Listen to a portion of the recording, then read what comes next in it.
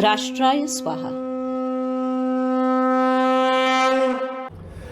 नमस्कार, मी शरद पोंक्षे. राष्ट्राय स्वाहामध्ये आपल्या सर्वांचं स्वागत. व्हॉट्सॲपवरती गेली काही वर्ष एक यादी फिरते. अंदमानामध्ये शिक्षा भोगणाऱ्या महाराष्ट्रातल्या 114 स्वातंत्र्यवीरांची यादी. ती यादी मी तुम्हाला आधी दाखवतो, ती बघून घ्या. ही बघा, स्क्रीनवर तुम्हाला आता ती यादी दिसते. याच्यामध्ये असंख्य नावं तुम्हाला दिसत आहेत.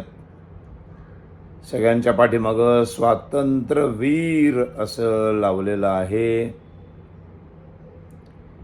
जवळजवळ 114 स्वातंत्र्यवीर महाराष्ट्रामधून इथं आलेले आहेत.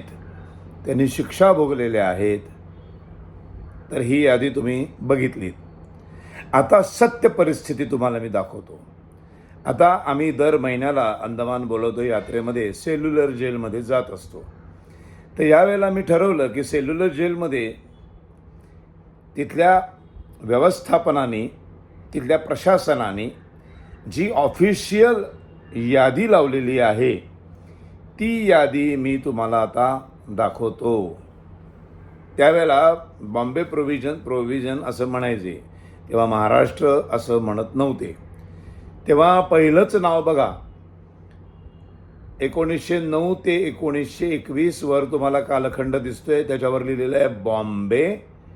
पहिलं नाव आहे दाजी नारायण जोशी. दुसरं नाव आहे गणेश दामोदर सावरकर. आणि तिसरं नाव आहे विनायक दामोदर सावरकर. जी तुम्हाला मी आधी यादी दाखवली, 114 स्वातंत्र्यवीर अंदमानच्या सेल्युलर जेलमध्ये शिक्षा भोगत होते. आता इथे हे अंदमानामधलं सेल्युलर जेलमधल्या भिंतींवर प्रशासनाने कोरलेलं. बरं, हे प्रशासन हे भारतीय जनता पक्षाचं 2014 साली सत्ता आल्यानंतर ही याद्या लावल्या आहेत असं नाही.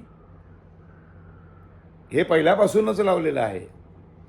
हे ब्रिटिश काळापासूनच या याद्या इथे लावलेल्या आहे.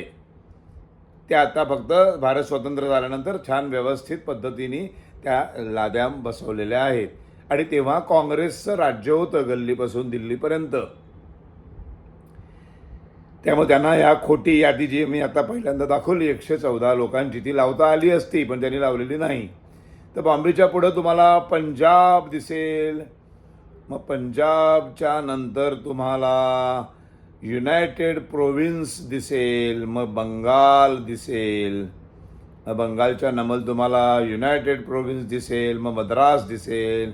मग पुन्हा तुम्हाला पंजाब दिसेल. मग दिल्ली युनायटेड प्रोव्हिन्स. मग बिहार. मग बंगाल. असं करत करत तुम्हाला ही सगळी यादी पुन्हा पुन्हा वाचायला मिळेल.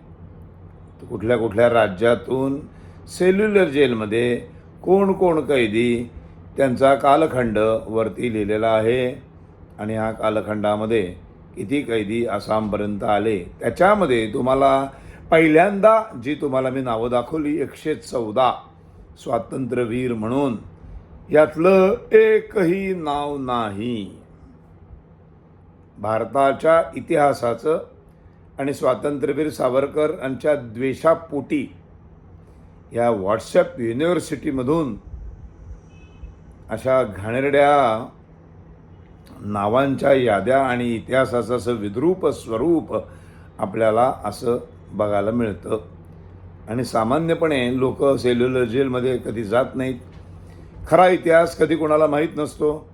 आणि त्याच्यामुळं मग काय होतं की आपण या सगळ्या भंपक खोट्या गोष्टींवरती बरं एवढी नावं वगैरे दिली आहेत म्हटल्यावर आपल्याला खरं वाटायला लागतं ते की इतकी नावं कशी. म्हणजे एखाद्या माणसाने खोटी नावं जरी लिहायची म्हटली तरी 5-10 नावांच्या पुढं लिहिता येत नाही.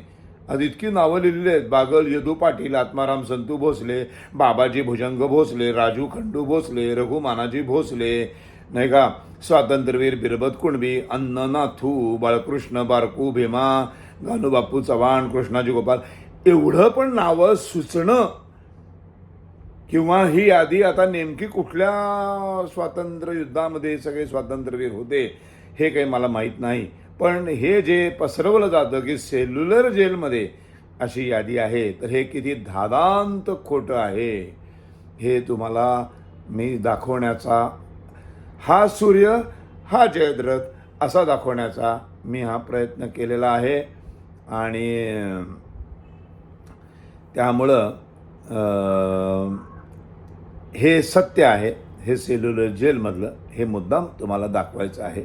असं स्वातंत्र्यवीर सावरकरांच्या इतिहासामधल्या बाबतीमध्ये असंख्य प्रकारचे घोटाळे आणि एकूणच भारताच्या इतिहासामध्ये अशा पद्धतीचे खूप खोटे खोटे घोटाळे करून भारत हा हिंदू राष्ट्र कसं नाही, हिंदुत्ववाद्यांचे राष्ट्र कसं नाही हे सिद्ध करण्याचा ही पुरोगामी मंडळी सतत प्रयत्न करत असतात. हा सूर्य हा जयद्रथ म्हणून मी हे तुम्हाला दाखवलं. धन्यवाद.